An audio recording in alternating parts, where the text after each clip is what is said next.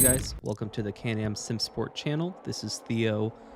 We had a lot of good responses from our AMS2 Basics video we uploaded a while back, so it's time to do another that's a bit more in depth but handles a lot of the common difficulties people experience when they're trying to get used to the sim. That being said, I'm going to assume that you watched the first video, and I'll post a link below if you have not. It's short and it covers a lot of basics that will need to be set up correctly so you could have the best experience just from the start. This one will go a little bit more in depth, so it's good that you have the backbone of the first one if you need it. But okay, yeah, this video is going to serve as a overview of all things grip and tire related for AMS2. I'm not going to go super in depth into physics and talking about tire models, but I'll cover everything you need to know in order to really get a handle of how things work in the sim and what you need to be aware of to be competitive and most importantly just consistent in all of your races. All right, so first let's cover just the general grip aspects that you need to be aware of. This is going to be a fairly basic section, but we'll get more detailed later on. First, you want to be aware of the actual temperature on the track. If you don't have a SimHub overlay displaying that or a SimHub dash, you could always click escape and go into the session menu before you start, and up top it'll show you the ambient and the track temperatures. What's important about this is because the track temperature will affect your grip. So generally a cool track or a cooler track will give you the most grip, but you want to avoid extremes, right? So if it gets close to freezing temperatures, you're probably not going to be able to warm up your tires for that reason, and you'll have less grip. Now the opposite is obviously a hot track, and you will also lose grip there, just because it'll be too slick and you're going to be battling with your tires overheating. And you'll need to struggle to maintain that proper temperature, but I'll get into more detail with that later. Another notable point in regards to track grip is the actual state of the track. So you have a green track, low to medium to heavy rubbered in track, and then obviously the different weather conditions. So rubbering in means just how much rubber buildup from tires is on the track. So when you start a race, it'll most likely be green, so it'll be kind of slick, and then once it starts to build up gradually with the live track feature, you'll get more and more grip.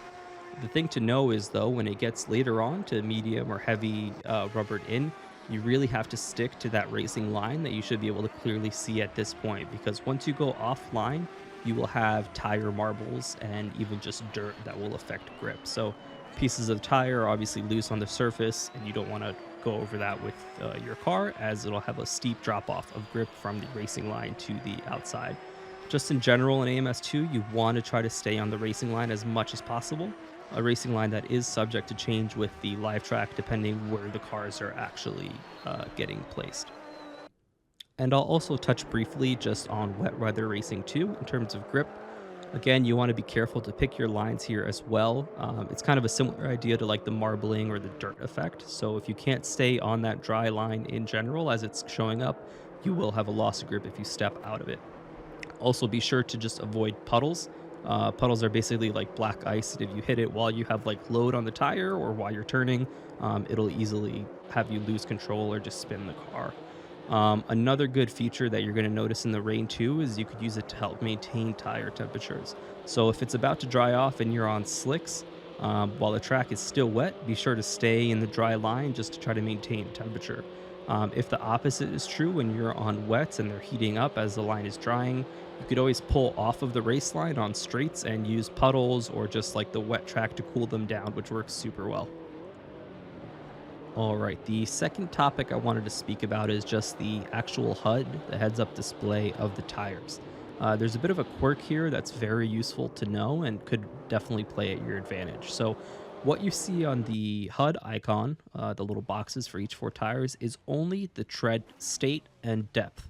So basically what that means is when this starts wearing down, what is displayed is only going to be 50% of your total tire wear, because that is the tread. So once it goes fully black and it displays as 0, it's actually 50% of your overall tire life. That being said, once you get under that 50% mark, all bets are off in regards to grip and how the car is going to handle. But it's good to know, just if you're getting close to the end of the race and you're about to wear a tire out, but you only have a few more laps, knowing that this is only 50% of your overall tire life, you'll have a chance to kind of push it just past that boundary and finish the race without having to swap tires and losing time that way. So always keep that in mind when you see the HUD icon. All right, so let's talk about tire wear now. So obviously, as the tire wears, you're going to have less grip, but AMS2 is a little bit more complex than just that.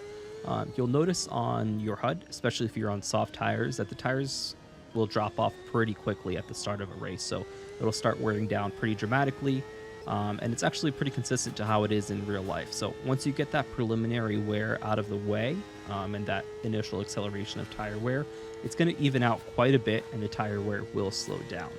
Basically, the reason for this is that when the tire is new, there's more mass to it, obviously, and there's more thermal mass, therefore, which will then retain the heat of the tire. So your tire is going to get hotter at the start, earlier in its life, and therefore it's going to wear faster and it's going to display like that on the HUD. So once you start wearing off that initial bit, there's going to be less mass left on the tire and more on the pavement, and which will naturally cool the tire down and the wear will start to even off and slow down.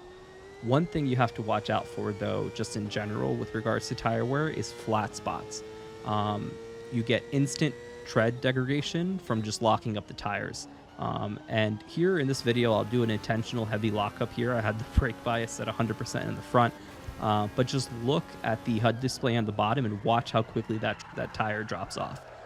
This is dramatic, obviously, but keep in mind, so if you're in a race and you have tiny lockups all the time on like the same turn, it's going to add up, especially if you're going to be close with tire wear by the end of the race. So you definitely want to keep that in mind. Watch out for flat spots, watch out for locking up, and try to make that tire last.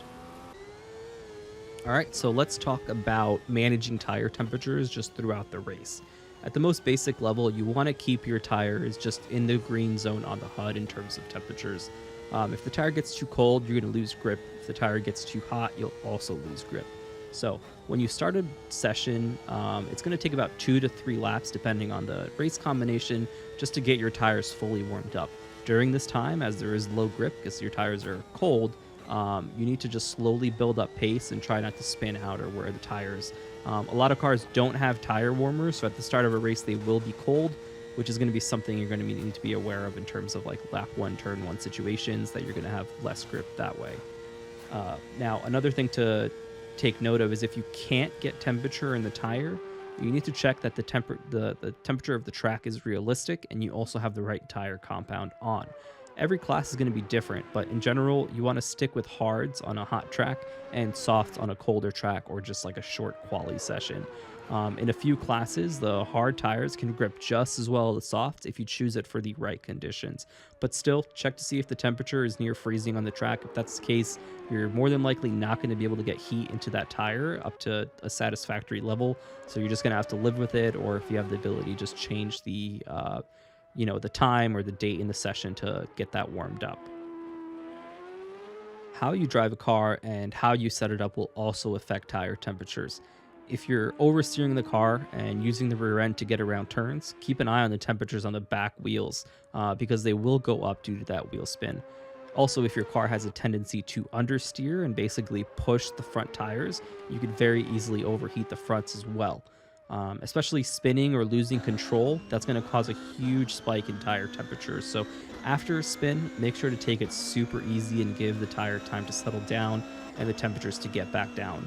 The easiest time to spin a car is after you've already done so because the tires are hot, so you really got to back off. Another thing to keep in mind is that the HUD, again, only displays the tire tread. So even if the tire tread cools down, the actual sidewalls and like the core of the tires could still be hot, which could basically subject it to heating up again rather quickly. So generally what I like to do after a big spin is take it easy a lap or two, just until they're well settled back into that green zone. Another thing to watch out for is if they're just gradually overheating, you want to look at the HUD and see what tire is doing so. You could possibly make setup adjustments to fix this or just change your driving style. Maybe you're pushing it hard into a corner or braking too late. Just something you want to be aware of and try to fix during a race. Now that you're aware of how driving styles affect tire temperatures, I'll briefly go over some setup basics of just things that you can move around to kind of adjust the temperatures and make sure everything is working correctly. first thing you want to focus on is just your tire pressure and the actual camber. So pull up the telemetry HUD when you're on the front straight of the track after you've done 3 to 5 laps and your tires are kind of settled in and where they want to be in terms of temperature and wear. What you want to see is that the temperature of the tire is about even all the way across, with a tendency of it getting hotter towards the inside of the tire, showing the camber. Pressure wise, if the center of your tire is colder than either side, that means it's deforming and you need to put more pressure in because there's too much heat into the sidewalls and the center of the tread is not getting as much traction as it needs to be. Now, vice versa. So if the center of the tire is hotter than either side, that means it's overinflated and you need to take pressure out just to get some of that grip back. You want to have as much tread contact with the road as much as possible. I'm not going to get into crazy detail here with regards to setup, but you want to pay attention and learn how the settings of the differential work, your anti-roll bars, and then your aerodynamic settings at a minimum in order to help balance the car for the track and for your driving style, which is going to end up helping you just maintain grip and have more consistent races. So, for example, you could be fast on straights if you take a lot of downforce out of the car, but you're going to get tire slip in the corners, and that's going to slow you down and also add heat to your tires. Now, more downforce is going to give you less slip of the tires, of course, but it's also going to put more load through the turns, which are, again, going to add heat. So it's kind of a balancing act to set the cars up correctly. It's going to matter on the track and also how you drive. Again, I won't get into details. It's just outside of the scope of this video. But keep in mind, once again, that default setups in AMS2 are very good, and you'll be able to get most of the way there by just using those and making small tweaks. Another thing that you want to think about is just the brake duct opening. That's an easy thing to play around with. Not only are they going to help maintain your brake temperature so they don't overheat or get too cold, but it also has a similar effect on your tire as it's just putting more air and kind of cooling everything down. So if you're on a hot track and a hot day, you want to open up the brake ducts as much as possible just to keep things cool. And again, if it's a cold session, you can kind of close them down so you'll retain more heat in the tire and the brakes as well. Okay, so that's all we got for you guys today. I hope you learned something from this video that you could use and take advantage of on the track. We do want to do more of these instructional videos for AMS2 just to help our Discord members and then anyone on YouTube who is interested. So if you have any ideas or suggestions for us, just leave them in the comments below and upvote the comments that you agree with. We'll definitely review that and probably post some future videos with that advice there. And of course, if you're looking for a group to race with, check us out. We race AMS2 3 times a week and always have pretty good turnouts and a great time. So thank you so much for watching, and I'll see you at the next one.